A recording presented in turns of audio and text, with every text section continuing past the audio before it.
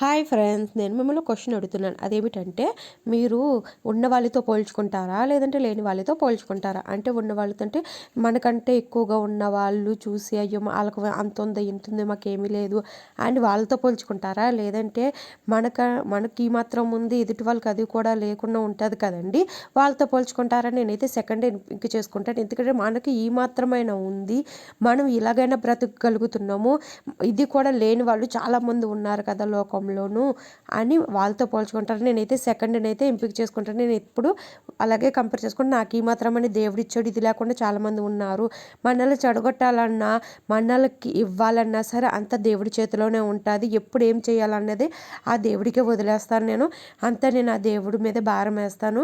మనల్ని చెడగొట్టాలంటే ఆ దేవుడే చెడగొట్టాలి తప్ప మనుషులైతే మనల్ని ఏమీ చేయలేరు. మీలో ఫస్ట్ సెకండో కామెంట్ చేయండి. నా వీడియో నచ్చినట్టయితే సబ్స్క్రైబ్ చేయండి, సపోర్ట్ చేయండి. Bye bye.